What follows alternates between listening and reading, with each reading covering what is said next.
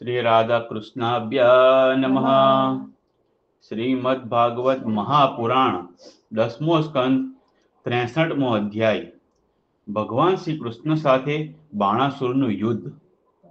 श्री सुक उवाच अपश्यतां चानिरुद्धं तद्बन्धूनां च भारत चत्वारो वार्षिका मासा व्यतियुरनुशोचताम्। શ્રી સુખદેવજી કહે છે, પરીક્ષિત, વર્ષા ઋતુના 4 મહિના વીતી ગયા, પરંતુ અનિરુદ્ધજીનો ક્યાંય પત્તો લાગ્યો નહીં. તેમના ઘરના લોકો આ ઘટનાથી બહુ ચિંતામાં રહેતા હતા. એક દિવસ નારદજીએ આવીને અનિરુદ્ધજીનું શોણિતપુર જવું, ત્યાં બાણાસુરના સૈનિકોને હરાવવા અને પછી નાગપાસથી બંધાઈ ગયાના બધા સમાચાર કહ્યા. ત્યારે શ્રી કૃષ્ણને જ પોતાના આરાધ્ય દેવ માનવાવાળા યાદવોએ શોણિતપુર પર આક્રમણ કરી દીધું. હવે શ્રી કૃષ્ણ અને બલરામજીની સાથે તેમના અનુયાયી બધા યાદવો પ્રદ્યુમ્ન, સાત્યકી, ગધ, સાંબ, સારણ, નંદ, ઉપનંદ અને ભદ્ર વગેરે 12 અક્ષૌહિણી સેનાની સાથે વ્યૂહ બનાવીને ચારે બાજુથી બાણાસુરની રાજધાનીને ઘેરી લીધી. જ્યારે બાણાસુરે જાણ્યું કે યાદવોની સેનાએ નગરના ઉદ્યાનો, કિલ્લા, કોઠા તથા દરવાજા તોડવા માંડ્યા છે, ત્યારે તે બહુ જ ક્રોધિત થઈને 12 અક્ષૌહિણી સેના સાથે નગરમાંથી બહાર નીકળ્યો. બાણાસુરના પક્ષમાં સાક્ષાત ભગવાન શંકર વૃષભરાજ નંદી પર બેસીને પોતાના પુત્ર કાર્તિકેય અને ગણોની સાથે રણભૂમિમાં પધાર્યા અને તેમણે ભગવાન શ્રી કૃષ્ણ અને બલરામજી સાથે યુદ્ધ કર્યું. પરીક્ષિત, તે યુદ્ધ એટલું અદ્ભુત અને ભયંકર થયું કે તેને જોનારાના રૂવાણા ઊભા થઈ જતા હતા. ભગવાન શ્રી કૃષ્ણ સાથે શંકરજી અને પ્રદ્યુમ્નજી સાથે કાર્તિકેયજી યુદ્ધ કરતા હતા. બલરામજી સાથે કુંભાંડ અને કુંભકર્ણનું યુદ્ધ થયું. બાણાસુરના પુત્ર સાથે સાંબ અને સ્વયં બાણાસુર સાથે સાત્યકી યુદ્ધ કરવા લાગ્યા. બ્રહ્મા વગેરે મોટા મોટા દેવતાઓ, ઋષિમુનિઓ, સિદ્ધો, ચારણો, ગંધર્વો, અપ્સરાઓ અને યક્ષો વિમાનોમાં બેસીને યુદ્ધ જોવા આવી પહોંચ્યા.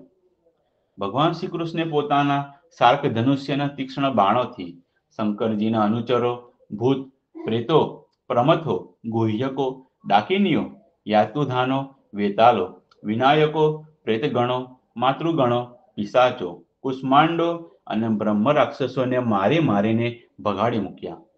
પિનાકપાણી શંકરજીએ ભગવાન શ્રી કૃષ્ણ પર જાત જાતના અગણિત અસ્ત્ર-શસ્ત્રોનો પ્રયોગ કર્યો, પરંતુ ભગવાન શ્રી કૃષ્ણે કોઈ પણ પ્રકારના આશ્ચર્ય વિના તે બધા અસ્ત્ર-શસ્ત્રોને તેમના વિરોધી શસ્ત્રાસ્ત્રોથી નિષ્ફળ બનાવી દીધા. ભગવાન શ્રી કૃષ્ણે બ્રહ્માસ્ત્રને શાંત કરવા બ્રહ્માસ્ત્રનો, વાયવ્ય અસ્ત્રને શાંત કરવા પાર્વતાસ્ત્રનો, આગ્નેય અસ્ત્રનો સામે પર્જન્યાસ્ત્ર અને પાશુપતાસ્ત્રની સામે નારાયણ અસ્ત્રનો પ્રયોગ કર્યો. ત્યાર પછી ભગવાન શ્રી કૃષ્ણે ઝુંબરા અસ્ત્રથી, જેનાથી માણસને બગાસા ઉપર બગાસા આવવા લાગે છે, મહાદેવજીને મોહિત કરી દીધા. તેઓ યુદ્ધ છોડીને બગાસા ખાવા લાગ્યા. ત્યારે ભગવાન શ્રી કૃષ્ણ શંકરથી ફારક થઈને તલવાર, ગદા અને બાણથી બાણાસુરના સૈન્યનો સંહાર કરવા લાગ્યા. આ બાજુ પ્રદ્યુમ્નજીએ બાણોની વર્ષાથી કાર્તિક સ્વામીને ઘાયલ કરી દીધા. તેમના અંગના અનેક ભાગોમાંથી લોહીની ધારાઓ નીકળવા લાગી. તેઓ રણભૂમિ છોડીને પોતાના વાહન મોર પર બેસીને ભાગી ગયા. બલરામજીએ પોતાના મુસળના પ્રહારથી કુંભાંડ અને કુંભકર્ણને ઘાયલ કરી દીધા. ત્યારે તેઓ રણભૂમિમાં પડી ગયા.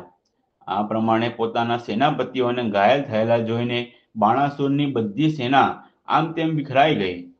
જ્યારે રથ પર બેઠેલા બાણાસુરે જોયું કે શ્રી કૃષ્ણ વગેરેના પ્રહારથી મારી સેના આમ તેમ વિખરાઈ ગઈ છે, ત્યારે તે બહુ ભારે ક્રોધિત થયો. તે ચીડાઈને સાત્યકીની સામેથી ભગવાન શ્રી કૃષ્ણ પર આક્રમણ કરવા દોડી આવ્યો. પરીક્ષિત, રણમાં મદોન્મત્ત બાણાસુરે પોતાના 1000 હાથોથી એક સાથે 500 ધનુષ્યો ખેંચીને દરેક ધનુષ્ય પર 2-2 બાણ ચડાવ્યા. પરંતુ ભગવાન શ્રી કૃષ્ણે એકી સાથે તેના બધા ધનુષ્ય કાપી નાખ્યા અને સારથી, રથ તથા ઘોડાને પણ ધરાશાયી કરી દીધા અને પછી શંખધ્વનિ કર્યો. કોટરા નામની એક દેવી બાણાસુરની ધર્મની માં હતી. તે પોતાના ભક્ત પુત્રના પ્રાણોની રક્ષા માટે માથાના વાળ વિખેરીને નગ્ન થઈ ભગવાન શ્રી કૃષ્ણની સામે આવીને ઊભી રહી ગઈ. ભગવાન શ્રી કૃષ્ણે તેના પર દ્રષ્ટિ ન પડી જાય તે માટે પોતાનું મુખ ફેરવી લીધું અને તેઓ બીજી બાજુ જોવા લાગ્યા. ત્યારે બાણાસુર ધનુષ્ય કપાઈ જવાથી અને રથ રહિત થઈ જવાથી પોતાના નગરમાં ચાલ્યો ગયો. આ બાજુ જ્યારે ભગવાન શંકરના ભૂતગણો આમ તેમ ભાગી ગયા ત્યારે તેમને છોડેલો 3 મસ્તકો અને 3 પગવાળો જ્વર તાવ દસે દિશાઓમાં બાળતો રહીને ભગવાન શ્રી કૃષ્ણ તરફ દોડ્યો. ભગવાન શ્રી કૃષ્ણે તેને પોતાની તરફ આવતો જોઈને તેનો સામનો કરવા માટે પોતાનો જ્વર તાવ છોડ્યો. હવે વૈષ્ણવ અને મહેશ્વર બંને જ્વર પરસ્પર લડવા લાગ્યા. છેવટે વૈષ્ણવ જ્વરના તેજથી મહેશ્વર જ્વર પીડિત દુઃખી થઈને પોકારવા લાગ્યો અને અત્યંત ભયભીત થઈ ગયો. જ્યારે તેને અન્ય કોઈ જગ્યાએ રક્ષણ ન મળ્યું ત્યારે તે ખૂબ નમ્રતાપૂર્વક હાથ જોડીને શરણમાં લેવા માટે ભગવાન શ્રી કૃષ્ણને પ્રાર્થના કરવા લાગ્યો. જ્વરે સ્તુતિ કરતા કહ્યું, પ્રભુ, આપની શક્તિ અનંત છે. આપ બ્રહ્માદિ ઈશ્વરોના પણ પરમ મહેશ્વર છો. આપ સર્વના આત્મા અને સર સ્વરૂપ છો. આપ અદ્વિતીય અને કેવલ જ્ઞાન સ્વરૂપ છો. સંસારની ઉત્પત્તિ, સ્થિતિ અને સંહારના આપ જ કારણ છો. શ્રુતિઓ દ્વારા આપનું જ વર્ણન અને અનુમાન કરવામાં આવે છે. આપ સમસ્ત વિકારોથી રહિત સ્વયં બ્રહ્મ છો. હું આપને પ્રણામ કરું છું. કાલ, દેવ, અદ્રષ્ટ, કર્મ, જીવ, સ્વભાવ, સૂક્ષ્મભૂત, શરીર, સૂત્રાત્મક, પ્રાણ, અહંકાર, એકાદશ ઇન્દ્રિયો અને 5 ભૂત આ બધાનો સંધાત લિંગ શરીર અને બિંજાંકુર ન્યાય પ્રમાણે તેનાથી કર્મ અને અકર્મ, તેનાથી ફરી લિંગ શરીરની ઉત્પત્તિ, આ બધું આપની માયા જ છે. એ માયાના નિષેધની આપ પરમ અવધિ છો. હું આપને શરણે આવ્યો છું. પ્રભુ, આપ આપની લીલાથી જ અનેક રૂપો ધારણ કરો છો અને દેવતાઓ, સાધુ મહાત્માઓ તથા લોક મર્યાદાઓનું પાલન પોષણ કરો છો. સાથે સાથે દુરાચારી અને હિંસક અસુરોનો સંહાર પણ કરો છો. આપનો આ અવતાર પૃથ્વીનો ભાર ઉતારવા માટે જ થયો છે. પ્રભુ, આપના શાંત, ઉગ્ર અને અત્યંત ભયાનક સહી ન શકાય તેવા તેજ દ્વારથી હું બહુ વ્યાકુળ થઈ રહ્યો છું. ભગવાન, દેહધારી જીવોને ત્યાં સુધી તાપ સંતાપ રહે છે જ્યાં સુધી તેઓ આશાના ફંદામાં ફસાયેલા રહેવાથી આપના ચરણમૂળને સેવતા નથી. ભગવાન શ્રી કૃષ્ણે કહ્યું, ત્રિશિરા, હું તારા પર પ્રસન્ન છું. હવે તું મારા જ્વરથી નિર્ભય થઈ જા. સંસારમાં જે કોઈ આપણા બંનેના સંવાદનું સ્મરણ કરશે તેને તારાથી કોઈ ભય રહેશે નહીં. ભગવાન શ્રી કૃષ્ણના આ પ્રમાણે કહેવાથી માહેશ્વર જ્વર તેમને પ્રણામ કરીને ચાલ્યો ગયો. ત્યાં સુધીમાં બાણાસુર રથમાં બેસીને ભગવાન શ્રી કૃષ્ણ સાથે યુદ્ધ કરવા ફરીથી આવી પહોંચ્યો. પરીક્ષિત, બાણાસુરે 1000 હાથોમાં જાત જાતના હથિયારો રાખેલા હતા. હવે તે બહુ જ ક્રોધપૂર્વક ચક્રપાણી ભગવાન પર બાણ વરસાવવા લાગ્યો. જ્યારે ભગવાન શ્રી કૃષ્ણે જોયું કે બાણાસુરે તો બાણોની ઝડી વરસાવવા માંડી છે ત્યારે તેઓ તીક્ષ્ણ ધારવાળા ચક્રથી તેની ભુજાઓ કાપવા લાગ્યા, જાણે કોઈ વૃક્ષની શાખાઓ કાપી રહ્યું હોય. જ્યારે ભક્તવત્સલ ભગવાન શંકરે જોયું કે બાણાસુરની ભુજાઓ છેદાઈ રહી છે ત્યારે તેઓ ચક્રધારી ભગવાન શ્રી કૃષ્ણ પાસે આવીને તેમની સ્તુતિ કરવા લાગ્યા. ભગવાન શંકરે કહ્યું, પ્રભુ, આપ વેદ મંત્રોમાં તાત્પર્ય રૂપે છુપાયેલા પરમ જ્યોતિ સ્વરૂપ પરબ્રહ્મ છો. શુદ્ધ હૃદય મહાત્માઓ આપના આકાશ જેવા સર્વવ્યાપક અને નિર્વિકાર સ્વરૂપનો સાક્ષાત્કાર કરે છે. આકાશ આપની નાભી છે, અગ્નિ આપનું મુખ છે અને જલ વીર્ય છે.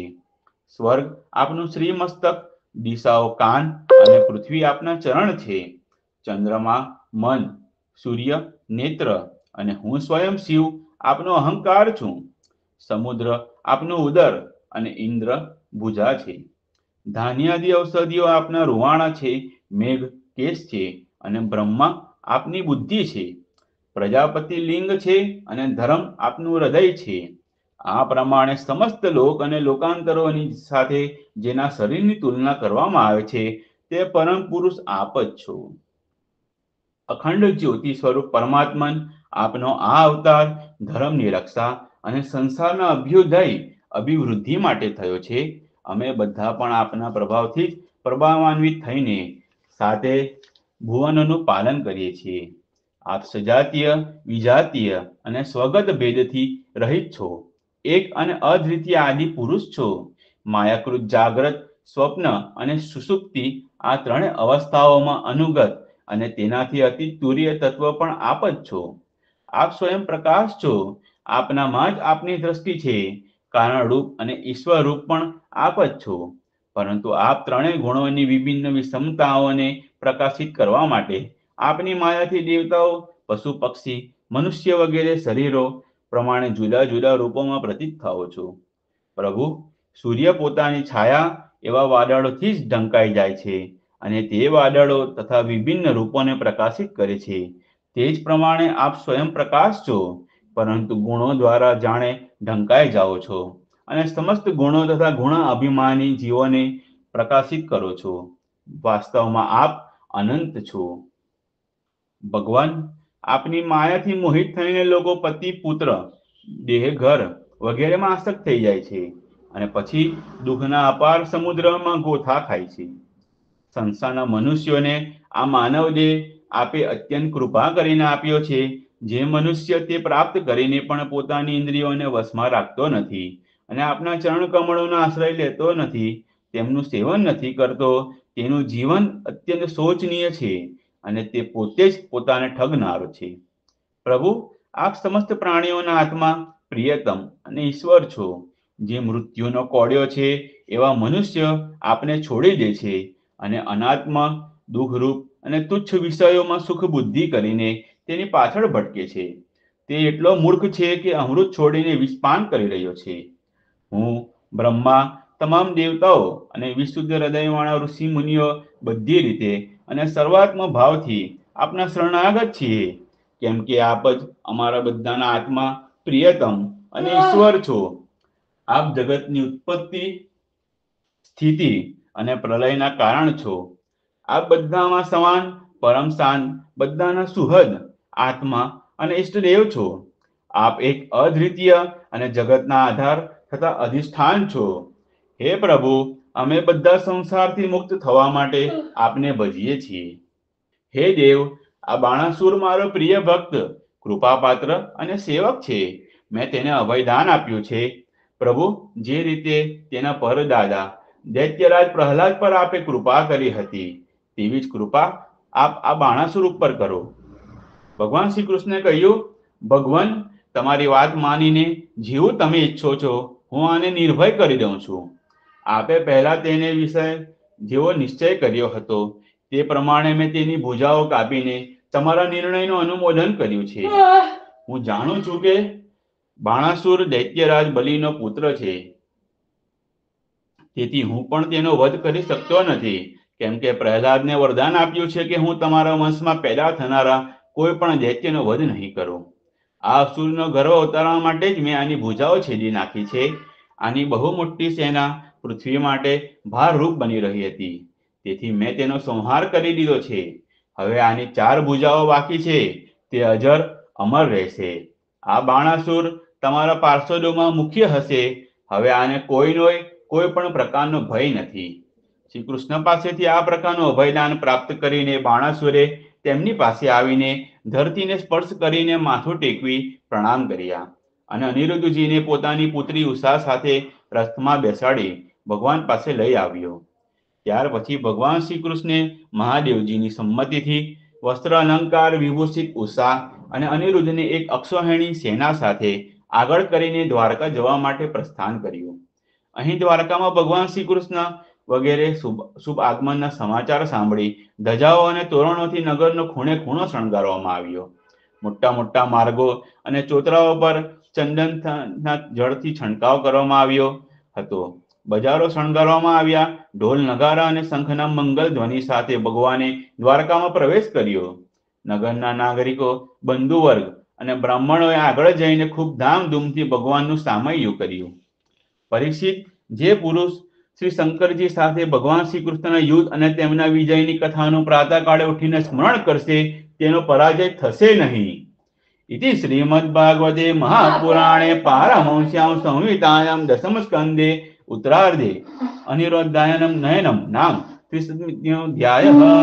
10મા સ્કંદના ઉત્તરાર્ધ અંતર્ગત અનિરુદ્ધને લઈને આવું નામનો 63મો અધ્યાય સમાપ્ત. બોલો શ્રી કૃષ્ણ કનૈયા લાલ